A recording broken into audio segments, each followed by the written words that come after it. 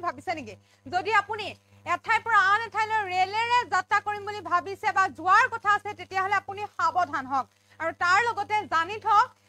অনিৰ্দিষ্ট কাললৈ এতিয়া ৰেল সেৱা বাতিল কৰা হৈছে ব্যাহত কৰা হৈছে কিয়নো এনেদৰে এতিয়া যেনে ক্ৰমাৎ বৃদ্ধি পাইছে ভূমিস্খলন আৰু ভূমিস্খলনৰ বাবে ব্যাহত কৰা হৈছে ৰেল সেৱা আৰু লামডিঙত এনে পৰিস্থিতিৰ সৃষ্টি হৈছে তাৰ বাবে লামডিং ৰেল সেৱা বিভাগে এতিয়া বাতিল কৰিছে এই মুহূৰ্তত সবিশেষ সবিস্তাৰে জনাবলৈ যত্ন কৰিছো এনিটক চাই থকাৰ প্ৰতিগৰাকী দৰ্শকক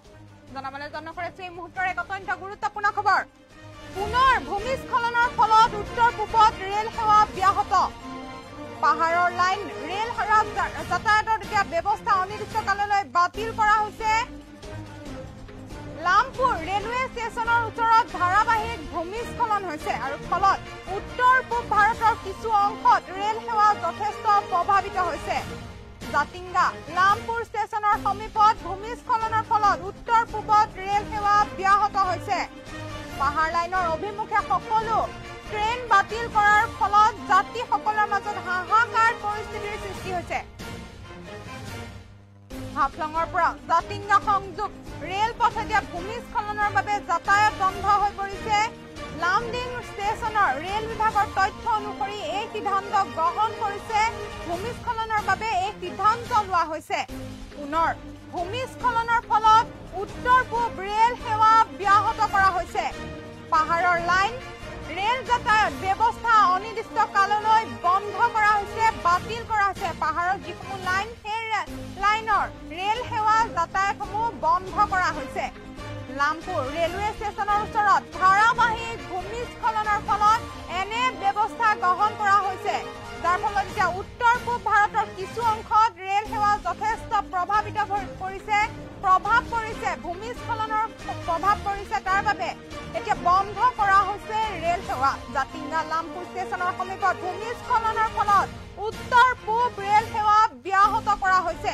পাহাৰ লাইনৰ অভিমুখে সকলো ট্ৰেইন বাতিল কৰাৰ ফলত যাত্ৰীসকলৰ মাজত এতিয়া হাহাকাৰ পৰিস্থিতিৰ সৃষ্টি হৈছে হাফলঙৰ পৰা জাতিংগা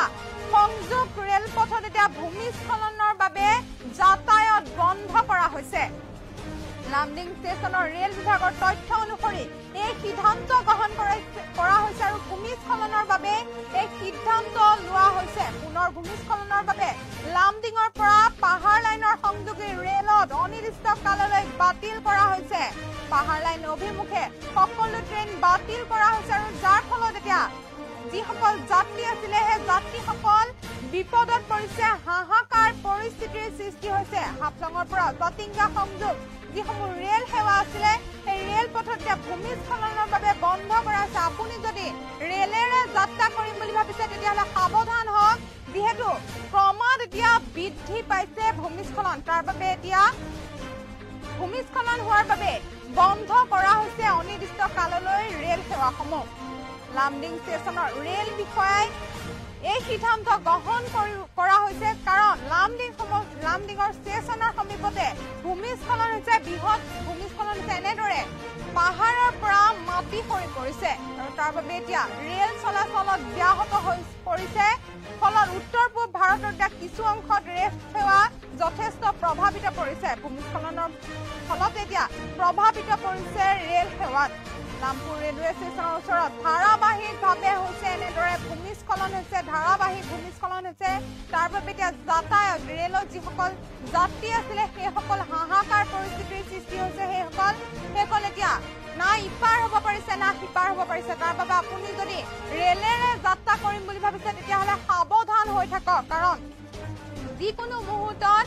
পাহাৰৰ পৰা মাটি খহিব পাৰে ভূমিস্খলন হ'ব পাৰে ৰেল সেৱা ব্যাহত হৈ যাব পাৰে তাৰ বাবে আপুনি সাৱধান থাকক যিহেতু পুনৰ ভূমিস্খলনৰ ফলত উত্তৰ পূবত ৰেল সেৱা ব্যাহত কৰা হৈছে বন্ধ কৰা হৈছে বাতিল কৰা হৈছে